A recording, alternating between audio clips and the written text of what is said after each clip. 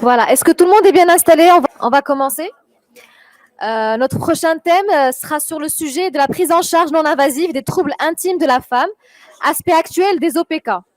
Il nous sera présenté par le docteur Benis Mohamed, qui est médecin gynécologue, directeur du centre de fertilité Randi, président de la Société marocaine de fertilité et de contraception, membre de la Société royale marocaine de gynécologie obstétrique et ancien attaché des hôpitaux de Paris. Je l'invite à venir prendre la parole. Bonjour tout le monde. Donc, je remercie les organisateurs de HAS pour leur invitation. Sujet très intéressant qui intéresse aussi bien les généralistes que les gynécologues. Alors, le syndrome des OPK regroupe un désordre endocrino-métabolique chez la femme en âge de procréer.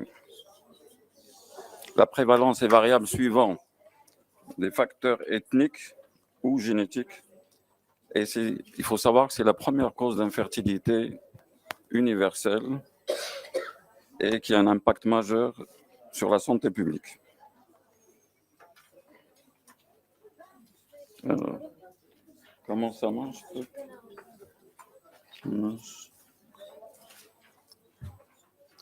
L'OPK en chiffres, 10% des femmes dans le monde, 50% sont sous-diagnostiquées et 50% vont évoluer vers un diabète type 2.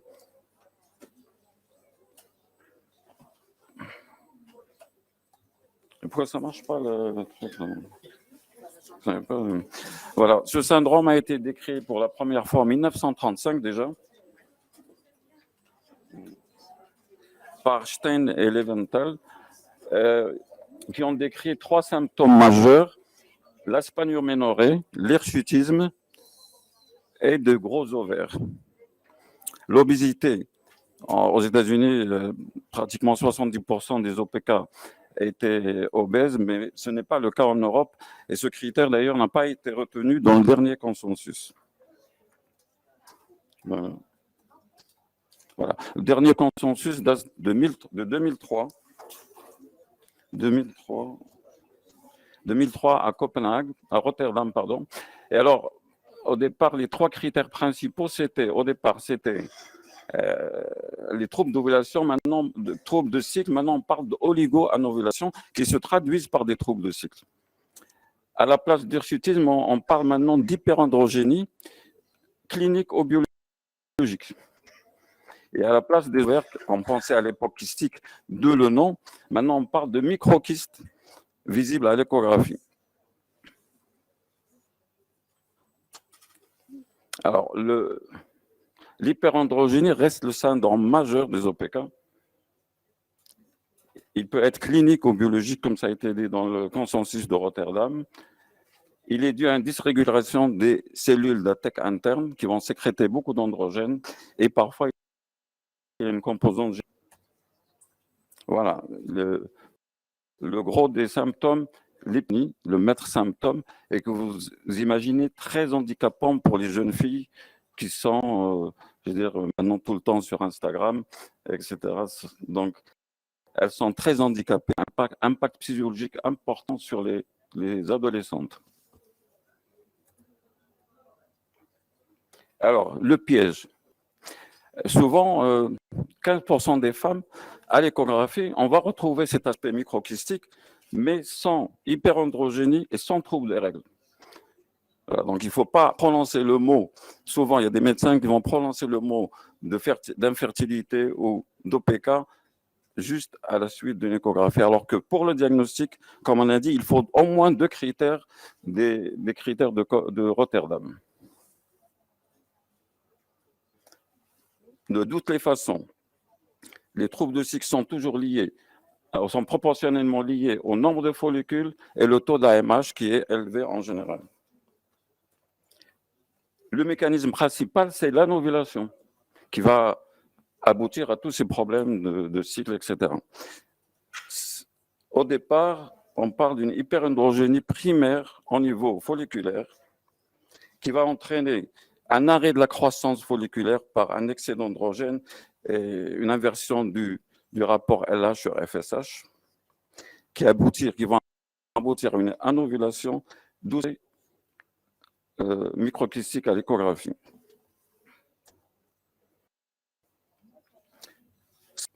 Comme aux États-Unis, en Europe, beaucoup moins. 50 à 70% des femmes en PK ont une obésité, souvent associée à une hyperandrogénie, un hyperinsulinisme, qui va aggraver l'hyperandrogénie. Comment l'insuline agit sur l'hyperandrogénie ou aggrave l'hyperandrogénie? En agissant directement sur les TEC internes ou en augmentant la fraction libre de la testostérone et en augmentant par des pulses les sécrétions de la LH. Et tout ça, ça va aggraver l'hyperandrogénie. Il existe deux types à peu près, comme on l'a dit, deux phénotypes métaboliques. L'hyperandrogénie des champs, c'est la femme obèse avec des syndromes, hirsutisme, troubles de cycle, etc., et prise de poids androgénique. Ou les OPK des villes, c'est des jeunes filles minces, mais qui sont quand même OPK. Voilà un peu le diagnostic. Le diagnostic, ce n'est pas difficile de faire le diagnostic d'un OPK. Le seul conseil, ne pas poser le diagnostic uniquement sur l'aspect échographique. Une fois que vous avez fait le diagnostic, comment faire la prise en charge de cette maladie un petit peu complexe? Comme on ne connaît pas les causes, on va s'attaquer surtout aux symptômes. Le premier symptôme, comme on a dit, c'est l'anovulation et les troubles du cycle. Le deuxième symptôme important, le maître symptôme, c'est l'hyperandrogénie. Et puis après, chez nous, beaucoup consultent pour l'infertilité. Alors, comment réguler les cycles?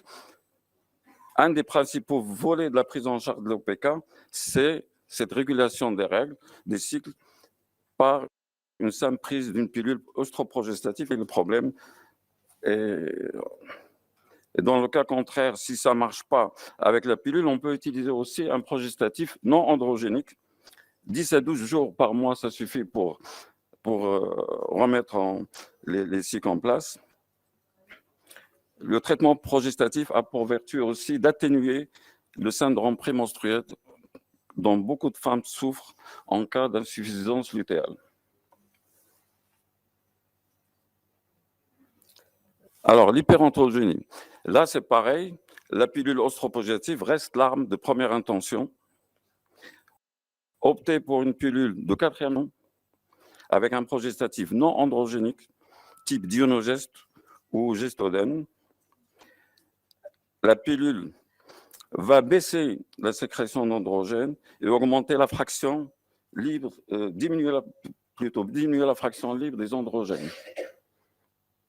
Attention, ces pilules de 4e génération sont réputées d'augmenter le risque thromboembolique. Dans certains cas, l'hirsutisme est très accentué chez certaines femmes. Et dans ce cas, la pilule ne suffit pas. Il faut passer aux antiandrogènes. Le plus connu, c'est l'acétate de cyprosterone que vous connaissez. Ou bien, en cas de contre-indication, prescrire la spirinocolone.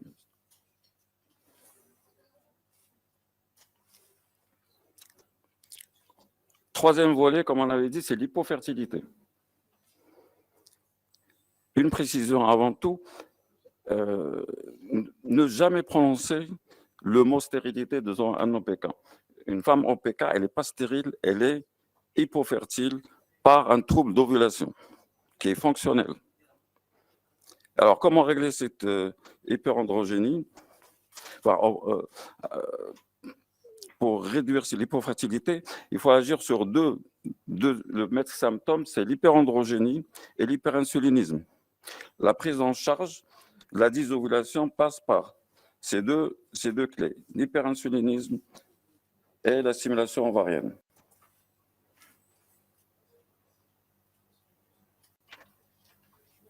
Alors, un médicament, vous connaissez bien, qui réduit l'hyperinsulinisme, je crois que j'ai sauté une... Alors, l'hémisorhizie génétique génésique, ces femmes, il faut leur demander avant tout traitement de maigrir. Il suffit de perdre 5 à 10% du poids pour avoir un résultat assez palpable.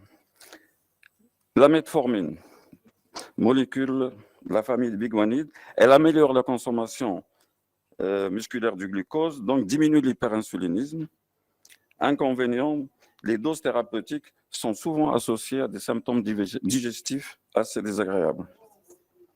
L'indication principale, c'est la résistance au citrate de clomifène, les OPK avec diabète type 2 et les OPK avec obésité. Ils sont aussi indiqués en cas de FIV parce qu'ils améliorent la stimulation des protocoles FIV. Deuxième molécule intéressante que vous connaissez sûrement, c'est le myo-inositol. Pareil, il diminue, améliore le taux, améliore aussi la sensibilité à l'insuline. En comparaison par rapport à la metformine, il est mieux toléré sur le plan digestif. Maintenant, la stimulation ovarienne, je pense que beaucoup d'entre vous prescrivent des médicaments pour stimuler l'ovulation. Et donc, avant de démarrer une stimulation, il faut vérifier la perméabilité tubaire, bien sûr, faire un spermogramme pour éliminer une cause masculine et faire une échographie pour ce comptage de ce fameux microkyste ovarien. Et le seuil est limité à 19-20 à peu près. Bien sûr, vous pouvez avoir un profil hormonal, en particulier la prolactine, l'AMH et la FSH, qui peut vous mettre sur la piste des hyperrépondeuses. Voilà. Quand on stimule une femme OPK, il y a un consensus universel. Ces femmes sont réputées d'être des hyperrépondeuses. Surtout quand ils ont une AMH supérieure à 5 et un comptage folliculaire supérieur à 20. La réponse ovarienne, malgré tout, reste imprévisible. Tantôt, elle est exclusive, tantôt, elle est faible. Pourquoi? Parce que chez ces femmes, il y a un polymorphisme des récepteurs. Donc, la sensibilité par rapport aux molécules est variable d'une femme à une autre. Ce n'est pas parce qu'elle est OPK qu'elle va répondre souvent, elle va répondre excessivement. Elle peut nécessiter des doses fortes. Donc, le principe de l'assimilation chez les OPK, c'est de commencer par des petites doses et monter progressivement jusqu'à atteindre le seuil. Et le seuil va varier d'une personne à une autre. À savoir que l'hyperstimulation et les grossesses multiples restent le principal handicap en matière de stimulation des OPK. Voici une image d'une autre époque qui était à l'époque considérée comme un succès et que maintenant c'est considéré comme une faute médicale. Ça finit pas toujours comme ça, heureusement. Enfin, malheureusement, souvent ça finit par les 3/4 vont faire un accouchement prématuré avec perte fœtale.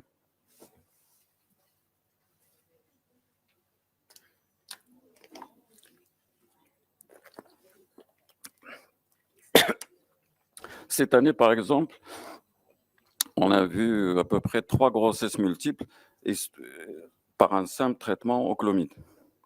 Donc, il faut le mettre en tête. Je vous dirai comment éviter ce genre de situation. Alors, la stimulation ovarienne comporte 3 étapes. Première ligne, c'est les anti-androgènes, les anti-oestrogènes et les inhibiteurs de l'aromatase. En deuxième ligne, si ça ne marche pas, on peut prescrire de la gonadotrophine. Et en troisième ligne, en dernier recours, on peut avoir recours au protocole FIV. Alors, les traitements anti-oestrogènes, le plus connu, c'est le citrate de clomifène qui va agir au niveau hypothalamo-hypophysaire et les inhibiteurs de l'aromatase qui ont la même action, mais sauf qu'ils n'agissent pas n'entraînent pas d'atrophie d'endomètre par rapport au clomide. Quand on prescrit du clomide, il y a une recommandation principale. D'abord, il faut se souvenir qu'on cherche une monoovulation. On ne va pas chercher une femme qui vient pour une infertilité. Elle veut un bébé, elle ne veut pas 3. Donc, commencez par des petites doses, 1 à 3 comprimés par jour. Il faut réduire la dose chaque fois qu'on a un recrutement multifolliculaire et faire le point final vers J10. Et si on a plus de 2 follicules, il y a un risque important de grossesse multiple. Et donc, que faire? Soit on va abandonner le cycle, soit on dit à la patiente de ne pas avoir de rapport et on ne donne pas de déclenchement par HCG, soit on peut basculer en FIV. Une hyperstimulation au clomide peut basculer en FIV, c'est-à-dire on bloque l'ovulation et on passe en FIV, c'est possible. Combien de cycles faut-il donner le clomide? Nous, on part sur 4 cycles. Souvent, nous, quand on voit les femmes, elles ont déjà eu 5 ou 6 cycles au clomide, donc nous, on passe directement au gonadotrophine. Mais si vous avez en première main 3-4 cycles, bien documentés, après avoir vérifié les trompes, le sperme, etc., mais il ne faut pas donner du clomide pendant 2 ans, ce n'est pas possible. À un moment, il faut s'arrêter et passer la main ou passer à autre chose. Deuxième intention, en cas d'échec au citrate de chlomifène, les gonadotrophines. Alors, les gonadotrophines, pareil. On commence par des petites doses, 75 unités. Pendant 10 jours, si rien ne se passe, on augmente de 25 tous les 5 jours. Et dès que vous avez un follicule de 10 ou 12 mm, c'est le seuil de sensibilité. Donc, vous restez à ce seuil jusqu'au déclenchement. Ce n'est pas compliqué, mais commencez toujours par ce protocole step up, la haute dose. Petite dose, progressivement. Alors, alternative aux gonadotrophines, au début, dans les années 70, c'était très à la mode. Maintenant, personnellement, cette année, on a eu une grossesse après le drilling. Et on est tenté, j'étais avec un confrère, était tenté de faire plusieurs coagulations au niveau de l'ovaire. Et c'est ça l'erreur un peu, et le danger du drilling. Vous voyez sur la photo ici, l'ovaire devient pratiquement blanc. Donc, à force de coaguler, vous grillez toute la corticale. Donc, normalement, 2 ou 3 points suffisent pour refaire démarrer les règles, obtenir une grossesse. Par contre, c'est un examen qui est assez invasif parce qu'il se fait sous cystoscopie, donc anesthésie, risque chirurgical, etc.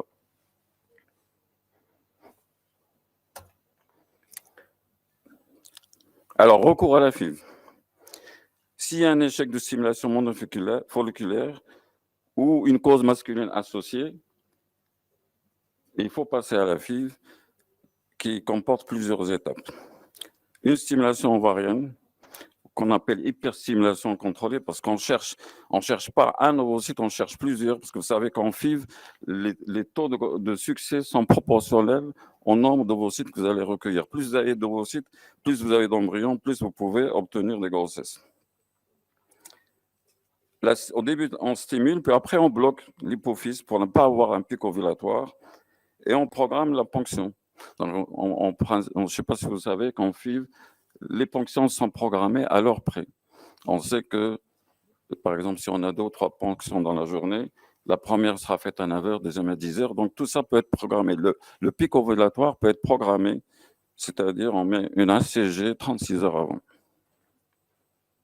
Le transfert d'embryon frais et soutien de la phase lutéale, et le reste des embryons sont congelés. Je ne l'ai pas mis ici, mais actuellement, en PMA, on ne met qu'un seul embryon pour éviter justement ces accidents de grossesse multiple. Et on met un embryon par embryon. Comme on a maîtrisé la congélation, quand vous avez 5 embryons, une femme peut obtenir une première grossesse et revenir 2 ou 3 ans après pour une deuxième grossesse. Voici en gros un protocole FIV. Donc, on programme les règles par un œstroprogestatif ou un progestatif. Le deuxième jour des règles, on démarre, on ne le voit pas bien, on démarre la stimulation par les gonadotrophines en jaune ici.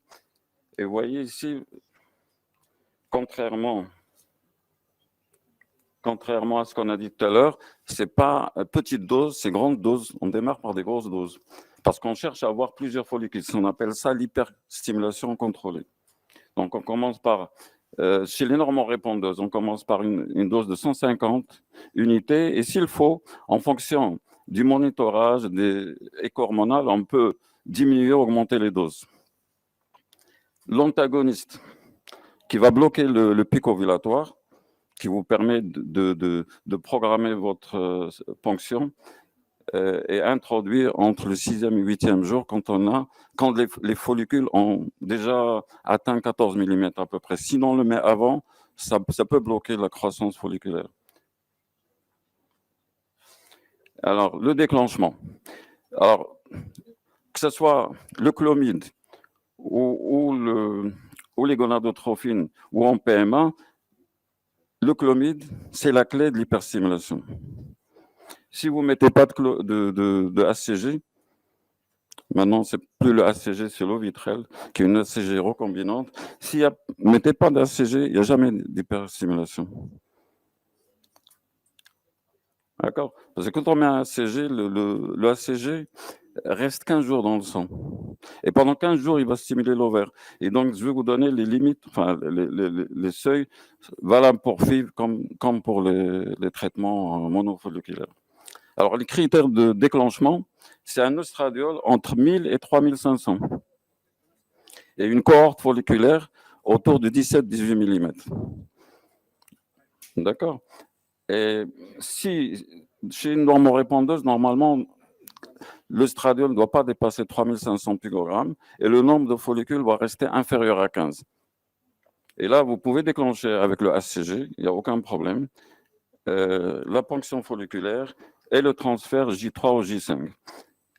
Plus un soutien de la phase lutéale, il est systématique en PMA et même, je crois, dans les traitements de clomide, il faut toujours soutenir la phase lutéale par un progestatif type utrogestone. Alors, il faut savoir, ce protocole, malgré ses précautions, il y a quand même des hyperstimulations, parce qu'il y a ce qu'on appelle les cas borderline. Vous pouvez être des fois 3500, mais avec 17-18 follicules. Et les recommandations, c'est ne pas déclencher avec HCG si vous avez un oestradiol supérieur à 3500 et ou un nombre de follicules supérieur à 19. Alors, si vous êtes dans ce cas, c'est-à-dire que vous avez beaucoup de follicules, ça arrive chez les OPK.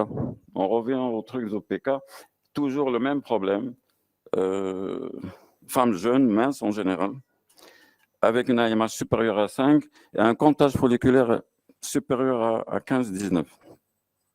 Plus une hypertonie de LH. Ça, on sait dès le départ, ces femmes vont faire un problème si on ne fait pas attention. Donc, ces patientes, par contre, il ne faut pas les démarrer comme tout à l'heure à 150-300.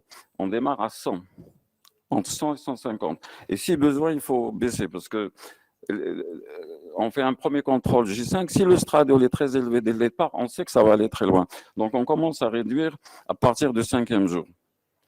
Introduction de l'antagoniste comme pour l'autre protocole.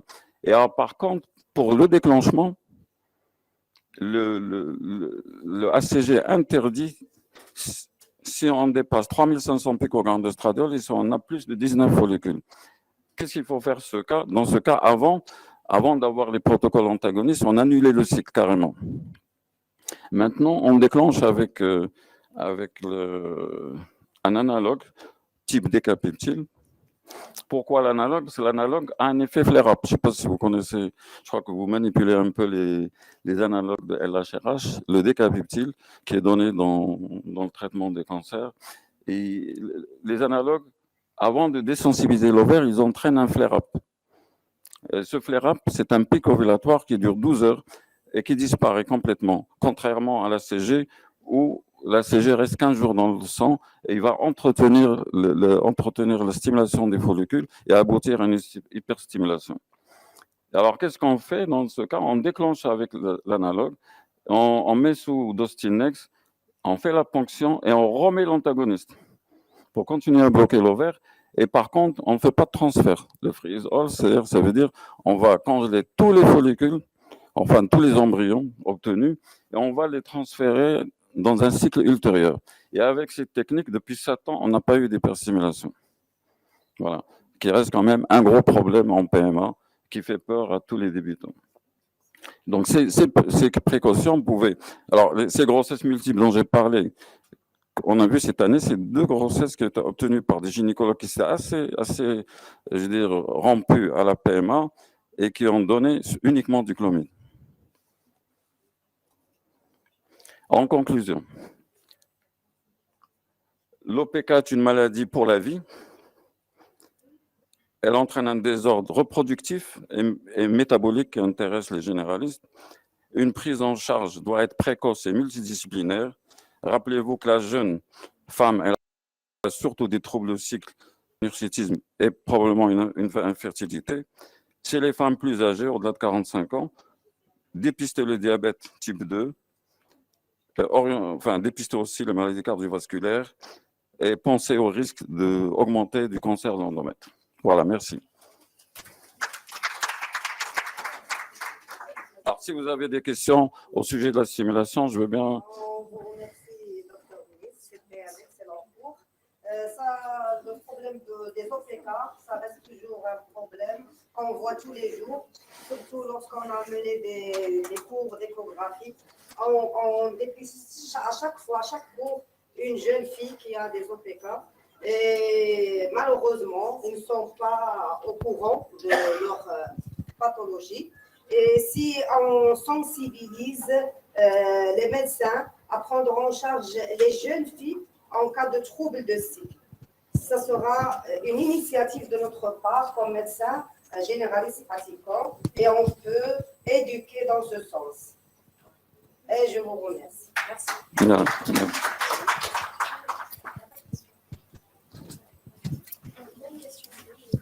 Oui.